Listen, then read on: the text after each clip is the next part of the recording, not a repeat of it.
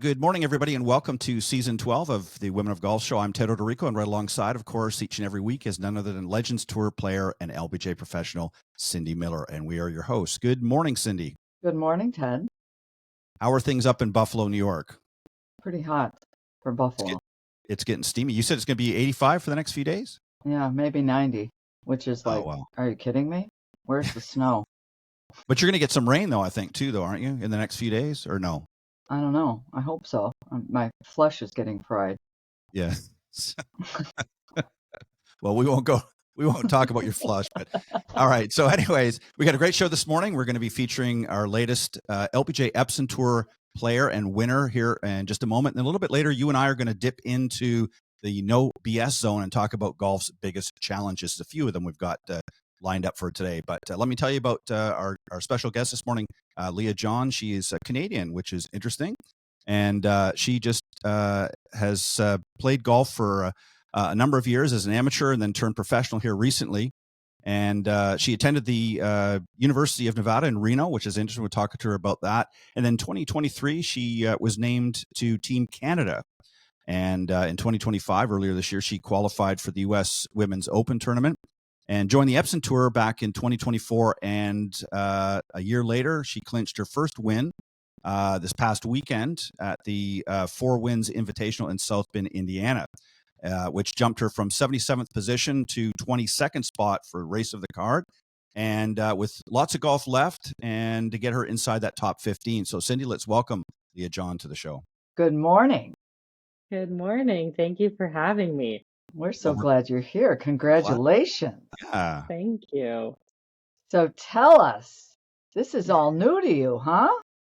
I know. I'm just trying to fit in with some of my champion friends. I said, can I now be in your circle? And what'd they say? They're like, we'll let you in. Oh, that's good. Yeah. That's good. Because your plan is to kick all their butts, right? Typically, that's the plan. Yes. That's good. That's good. So how did it feel? It's always so funny. It's like you win and everyone pours the water on you and you're still like, what's going on? But it feels awesome. I mean, golf is such a hard sport, and the beginning of my season was rough, and I just kept hanging in there and telling myself something's got to give eventually. And so it was really nice to have it happen that week. And I was staying with my favorite hosts, very special hosts to me. So having them there and all of that happening was really special. I like seeing how much joy golf brings other people. So I think that is what felt the most rewarding. When you say you started out rough this season, tell us, because we all know how hard golf is. Yeah. Tell us what happens to players when you're like, oh boy, I'm just in a slump and I don't know how to find it. And what thoughts go through your mind and how hard is it to stay patient? Yeah. Well, when you have your first, my first tournament I played in on Epson, I had this like great off season. I felt all prepared. Like, you make this plan of this like epic season you're gonna have, and then you go play and you miss a cut. You're like, oh, I was sort of planning for this, but not. Yeah. You're like, okay, that's fine. And you go to your next one and you like miss another cut. You're like, whoa, this is really not feeling good. And then I kept sort of having that happen. And as much as you tell yourself that you're a human first and athlete second, when it sort of is all that you do and where you want your energy to be, it's hard to believe that. And so, yeah, like for me, it was like an immense amount of sadness, just super empty and like, what am I doing here? I always say, like, it's so funny, golf, you can show up, work really hard and not get a paycheck. You can't look at it that way, but you're just like, what, I'm trying here, I'm doing a really good job. And so, yeah, you just dip into these really low places, and that in itself becomes hard because now you're sort of performing with an empty engine. And you can get negative, you start to hate what you do. And that's why I said, I think the silver lining to all of that was the community that I made out there. Like I started to really find my people through Mhm. that. And without them, I would, there's, you just quit. You're like, I'm done. Like, this is just not it. Let me just go do something that I can, feel good about. So yeah, it's like super hard for players, and it's also interesting. You see everybody has gone through it, so you talk to each other about their experiences, but you know, it's amazing how a game can make you feel so disconnected. So when you talk about your people, it's funny that you're saying this. I did a playing lesson with these cute little 14 and 15-year-old girls last Friday, and they were all Uh-huh. scared to go do this playing lesson. They're all going to try to make their golf team, and some of them never played 9 holes before, and they're hitting shots and they're getting pissed off and slamming the ground. And I said, you have no idea, ladies, right? And this is just the Yeah, beginning. yeah. And so I called them all over and I said, now you've all, the first girl topped her tee shot, and I go, yes. And they all looked like, what are you doing? And I go, she just broke the ice. I said, you're pissed, and they're so glad that you just did that because they're afraid they're going to do that. So the Mm-hmm. ice is broken. I said, you Yeah, guys could all be best friends and all be in each other's weddings. And I said, you just need to know that there's a bond that could be made here, that you could all be best friends for life because you're all going to go through this. And that's yeah, kind of what you just said. And if yeah, you understand that everybody's going to miss it, and that it's kind of like when I went out to play on the Legends Tour, we were all buddies that used to play against each other in college, and now you're all friends because it's like we know the feeling. We've all felt the same way. Give me a yeah, hug. How are you doing? We all survived this, right? Is totally, that kind of how you feel? totally. You're like, show me the light at the end of the tunnel because, I remember on Harbor Springs, we had an Epson event and I missed the cut there and it was like my fifth or sixth one, whatever. And I was just in the dumps. And my friend um, Riley Smythe, she ended up Mhm. winning and it was so Yeah. great to go out and watch her and like have her joy be my focus. And it could totally pull me out of what I was in, just like show me what it's like to be great and inspire me. That's Mhm. awesome. So So, yeah. how'd you get out of it? What happened? Um, well, I had that US Open experience where I was really committed to enjoying all of it regardless of what happened, and I had my whole team with me. Um, and I think that helped give me a boost and a charge. Um, Did you make the and cut? just some inspiration. I did not. I did But not. so But what, that is right? okay. Yeah, Totally. yeah. Totally. But that was like a really amazing sort of perspective for myself. And then I went home and got to, people, that's a really big piece. And some players are better at it than others. But for me, like, I need to go back home, reconnect with what my routines, my people kind of get away. And I think that was a pivotal point for me. And then also realizing how much it sucks to feel sad while doing something. I'm like, this is just not it. Like, you at least got to find the joy. And that has to be the only focus. And so I pivoted a bit there.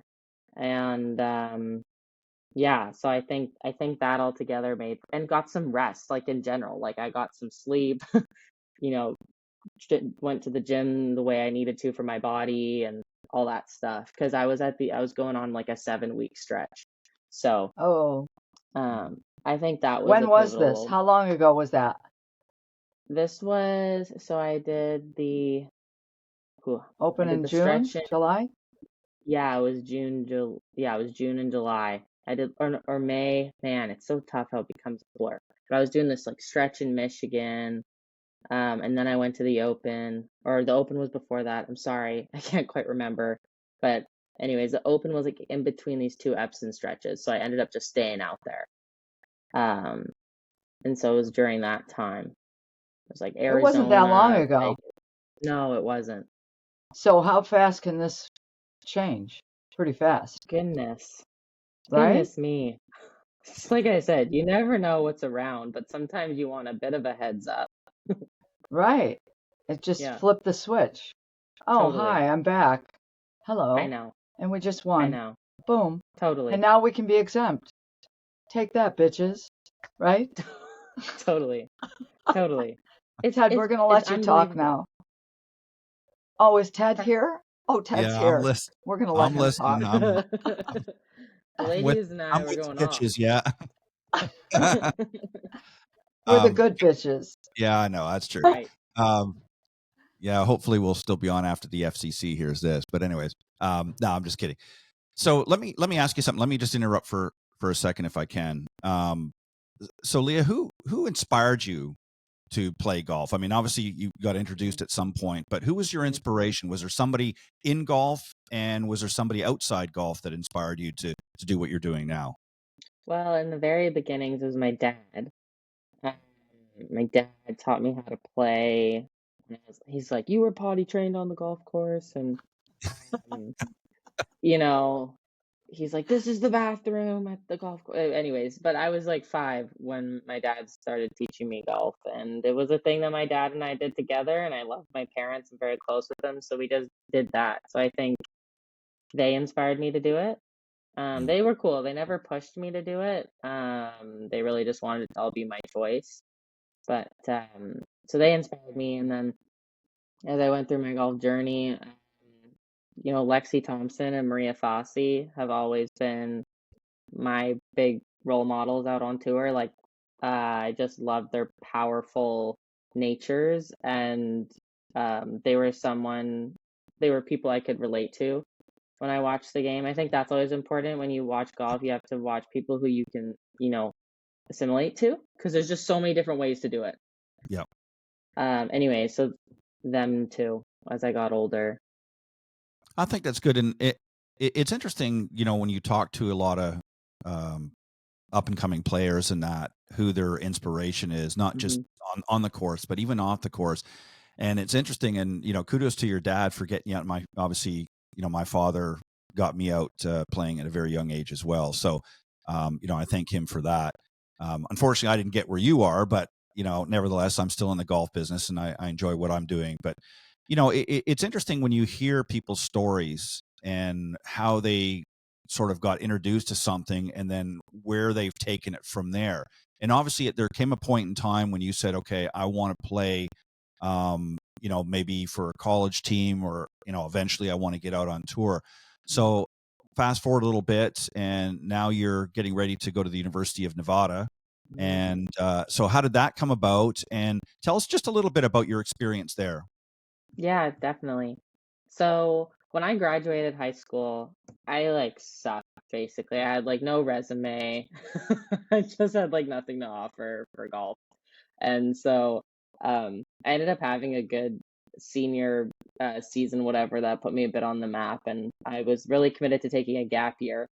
So I went and lived in Arizona. I played on the Cactus Tour, worked with Vision 54 because I really wanted to work on my game and see if it was like worth my time to go to college and put all this Mhm. effort into a sport and all that stuff.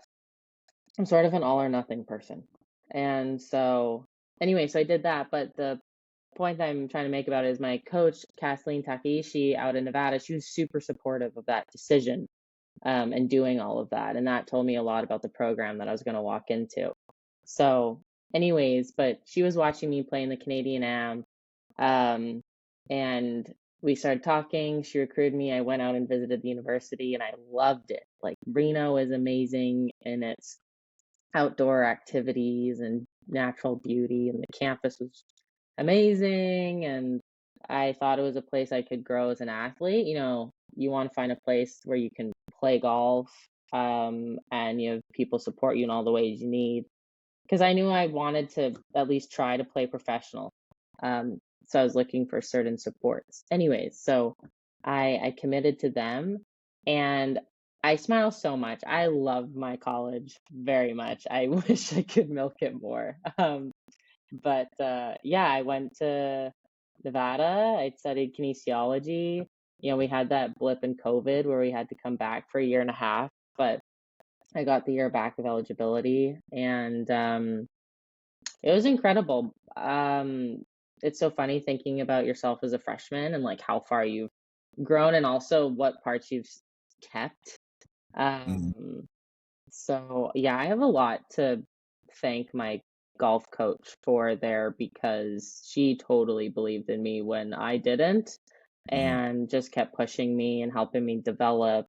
She really instilled discipline and grit in us, which goes such a long way. And then I studied kinesiology and I have like incredible faculty. And my professor would say, "Hey, I see you have a tournament. Like, do you want to take your tests like a little later when you're more rested? Or like, how can we help you?" And I was like, this is amazing. But this is also Wow. how sports science should be applied. Like, this is what we talk about, recovery and performance. Mhm. So, anyways, and I just met, amazing people outside the game. I have a lot of female influences over there that I enjoyed. And so, anyways, I'm rambling a bit because I really, really am grateful and love my school there. Well, it's good, and Cindy, I think you would attest to this. Coaches are looking for somebody like Leah because they want somebody that is going to go for it. There's a lot of Yeah. I think there's a lot of players that come in that are very timid. They might be good Hmm. players, they might be able to hit great shots, but they're very timid. They're not, and I don't mean you have to be overly aggressive and narcissistic or anything like that because they definitely don't Totally. want that. But they want people that are not afraid, that are going to come out and even if you stumble a little bit, look a little bit foolish the first little while, if they see that you're bringing something to the table, Yeah. and especially a good attitude, they're going to do their best to make you successful. And Absolutely. it's ultimately up to. Am I not right, Cindy, in that? Absolutely. Absolutely. Did you Hmm. meet Patty Sheehan there? I did. Patty and Rebecca. I was talking to Don't them you on the love phone the them? other day. I do. I don't You know even what? have to. Yeah.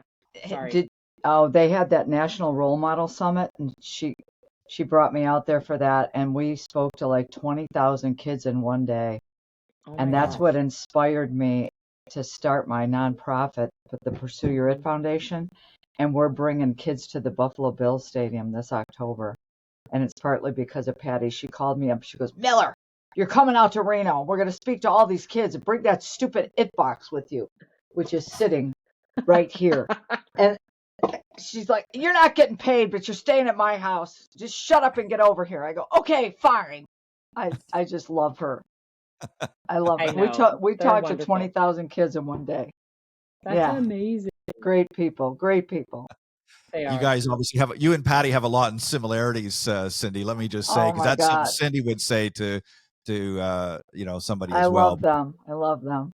So let me ask you. Let's get into the event a little bit. So obviously you don't know. Are you a scoreboard watcher first off? Or are you somebody that likes to say, okay, where am I? What position am I in? Are you somebody that does that, or you just don't care? You're going to focus on your game,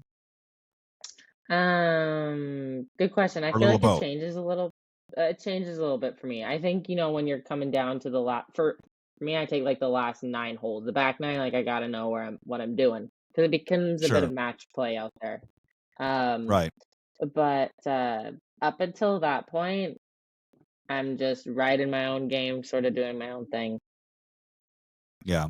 And that's good. I think that's a smart way to play because I think if you watch it too much, then it can really affect. It gets into your head, and you think, oh, I'm 5 spots back, and I've got to really put a push on, or I'm Hmm. right there in the lead, and all of a sudden now I've got to.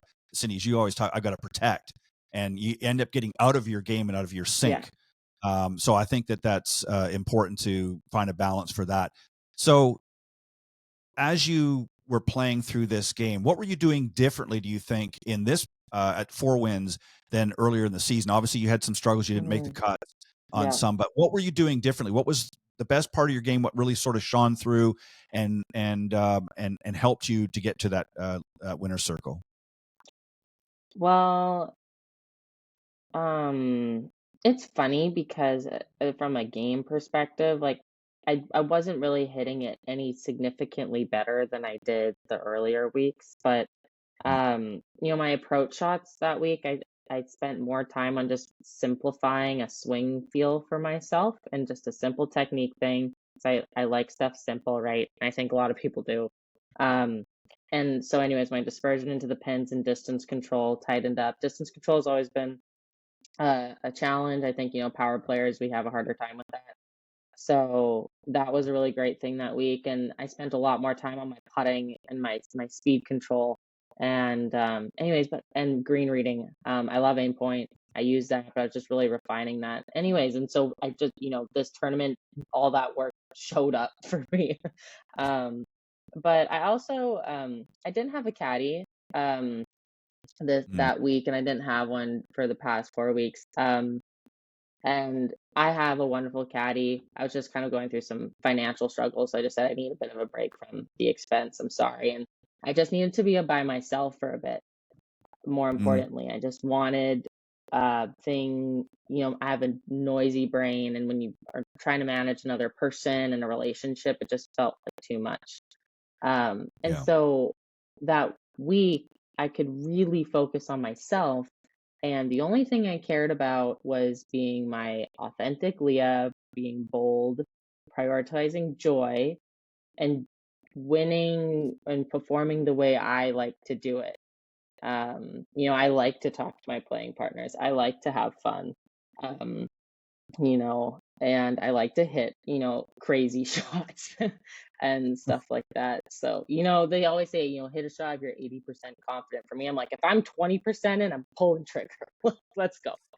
Um, so, but anyways, I Yeah. think all of that came together. And like I said, I was with a host family that made me feel great. That matters. I came home to a space where I could truly recharge. So I think all of that just, it worked that week.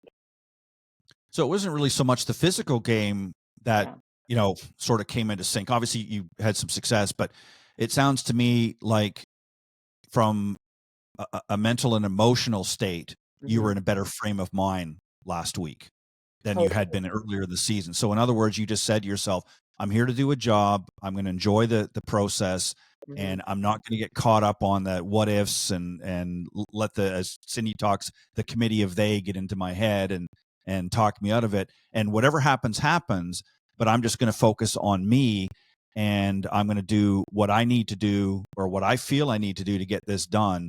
And I'm removing some distractions. And again, it's not a criticism to your caddy, but I understand what you're talking about. Sometimes you just need to be in your own head and not Yeah. have somebody else. Not saying that they are, but you know what I mean? Does that make sense? 100%. And Like you I know need what's to be the funny? It's only voice because in my of head. it's Lynn and Pia as well. And I, 54, because Yeah. I Vision was at 54. an event at the LPGA Hall of Fame where I went off a little bit, played in a pro-am. I was being inducted in the Hall of Fame, and they had the LPGA Amazing. pro-am, and I brought my kids down. And I had totally forgotten that I had taken my son to work with them and myself 25 years ago. When my Mm. son, I had grabbed him by the shirt collar and I go, if you break one more, you know what, in club, I'm going to break your face, right? And this is when he wanted to play on tour, and I was trying to Yeah. play on the Legends Tour when they told me I wasn't good enough to be out there. And so we were both trying to get better. And Lynn and Pia, as they are, they're amazing. Hmm. And so we're playing in the Pro-Am, and I got so pissed off in the Pro-Am playing with my children, right? It's Yeah. like, Cindy, take a chill pill. And I've No. got macular degeneration. I can't see the ball land. And I finally hit the 7-wood. I'm like, oh my God, I killed it. And Jamie says to me, you just hit that in the water. I go, I did not. And he goes, yes, you did. I go, I did not. I killed that shot. He goes, mother, it went in the water. I got so ticked off, right? So, and I'm watching the leaderboard on the phone and I can't see it, right? He goes, suck it up, Buttercup. He goes, this might be the last time you ever get to play with your 3 children. Why don't you just change your freaking attitude? Because if you do, we could win this whole thing. And I'm like, is this my little brat, my middle child that's telling me off right now? Hmm. So I'm standing Hmm. over this tee shot and the tears start coming down. And I'm like, don't you dare let him see you crying, right? So I pound this drive and we end up winning, right? So the next day we've got this Women in Golf Summit, and who's the first to speak but Lynn and Pia? And they start talking about what happens when you lose it on the golf course. And I thought, did Jamie call you and tell you to punch me right in the face, right? So they get done talking, and I go up and I go, "Did Jamie call you?" And they go, "Oh, is he here? Is he here?" I'm like, "Oh, shut up. Yes, he's here, right?" Well, how is he? I go, "Oh, he's, the president of the New York State Golf Association." Now I go, "But screw that, because you just had to give me a punch in the face." And so they're just so cool about, you need to be happy that you're out there. And I'm like, happy? I wasn't happy. I was like, yeah, but that's what you're saying. You have to be yourself, and you can't have 25 voices in your head. And if you want to, like Jamie's the same way as you. He used to play at Augusta State, and he would hit these shots in the trees like, wham, wham, wham. And I'm like, how did you see that branch that was, there was a space this big? He's like, watch this, baby. And that's the way he plays to shoot 65, right? But that's what you have to do, and let it rip. And that's what you did. And good for you. So Yeah, somebody else might have to be, 80%, like my husband who played on tour forever. He's like, oh no, I don't think you should go for that. I'm like, now I got clenched butt cheeks and I can't swing, right? Yeah. right. Totally. Well, I think, Leah, it sounds to me that, and again, it goes back to what I said earlier, you're not afraid to take risks. And sometimes you have to. Sometimes it pays off, sometimes it doesn't. But you have to be willing to. But it goes back to what you said as well, is being your authentic self. If that's who you are, if you're somebody that swings for the hills, then that's who you have to be. And I mean, you can make certain modifications, but you have to be your authentic self. Because if you go out there and you're playing to somebody else's game, then you're not really enjoying it. This is what a lot of players get into. We've had a lot of tour players like yourself come on the show over the years, and they'll come in and they'll say, same thing as you, I really struggled to do this, did that. I tried to do everything just so perfect. And they just said, you know what, finally, I just said, the heck with this. I'm just going to go out and enjoy myself. And I know I'm a good player. I didn't get here if I wasn't a good player. And lo and behold, they started winning. And, like almost immediately. And I think that's what you have to do, is you have to, your game. You didn't get here if you couldn't hit a golf ball. And you know how to navigate around the course. As you mentioned, at the university, with great, pride and joy, is that they, your teacher, your coach there rather, taught you to really be disciplined and things like, taught you some core values that you're going to need out in the golf course. But the rest of it's up to you. I mean, you can be taught for the next 50 years by the best teachers in the world, but it ultimately comes down to what's inside of you. And I think you've got a good perspective of things. And I think if you just keep going the route you're going, and maybe a few tweaks here and there as you go along, but I think if you play to your authentic self, I think you're going to be very, very successful in this, and you're going to enjoy your career much more. Whether you win all of the major championships out in the LPGA one day, who knows? That's that may or may not be in the cards. But at least you're going to go out there and give your best, and you're going to enjoy the process, as opposed to being, God, what am I going to do? How am I going to survive? And how am I going to? Don't worry about that. It will find a way. Just go out and enjoy yourself and have fun. What do you do for fun? Yeah. Well, people tell me this doesn't count, but I really like to work out. Because I studied it, I think it's fun. It's like I feel like I'm an experiment. So That's I love cool. to go work out and weightlift. I like to hike. I read National Geographics. Cooking. I mean, anything truly. My friends and I, we went go-karting and to the what's it called? The cages where you hit, why can't I? Baseball pitching cages or whatever. Batting cages. Yeah. That's the word, batting. Thank you. And I love jewelry a lot. So we'll go, my friends, I go into vintage stores. When I go to Palm Springs, I get super excited because I just want to go do dress up. So vintage stores, see what kind of knickknacks I can find, art galleries. Anyways, it's lots of stuff. That's cool. Yeah. That's good. I think that's good. It's good to have something different, because a lot of times you hear, and Cindy, you can attest to this. We've heard some say, well, I just like to hang around, watch movies. And it's like, get out and do stuff. Yeah. And see, I'll tell you what that is. You're from British Columbia, correct? Yes. Okay. That's the capital in Canada of outdoors. It is. I mean, it really is, because people that live in British Columbia love to be outdoors, love to experience. They got the beautiful Rocky Mountains there. You've got Yeah. everything there. Whistler. I mean, I don't know if you ski or not, but if you do, be careful because you don't want to end up like some of the PGA guys that I end up know. falling down the hill and breaking their legs. But you want to be outdoors and enjoy fun. I mean, and you're playing a sport that obviously allows you to do that week in, week out, but at the same time it's different. You're in a different situation. But I think it's great. I think it's great to have a lot of different hobbies and a lot of different interests in that, because there's going to come a day when you're going to hang up the golf clubs and you're going to say, I want to do something different. And Totally. whether it's, your what you studied at school, or it's just, hey, I'm going to collect vintage and open up a vintage store or something like that. Totally. Who knows? Right. So the world is really your oyster, and you could be your own pearl, as it were. Totally. Right? That's a jewelry analogy, Very by the way. good. Just to We caught it, Ted. yeah. Okay. All right. So, Cindy, any final thoughts before we got to let her go, because I know she's want to go out there. Now, are you guys Where off this are week, you? by the way? Where are you? We Yeah, are where are you? yes. We are in Vancouver again. Riley Smythe. We head down to Pendleton, Oregon. So Vancouver is like an easy stop. So she's here with me for a week, and I'm giving her the ultimate Vancouver experience. I'm trying to not, kill her with physical activities, because No, do it. Oh, do you it. have the week You want to off. win. I You want to know. beat her. Oh my You do God. have the week Yeah, I'll off? drain your energy.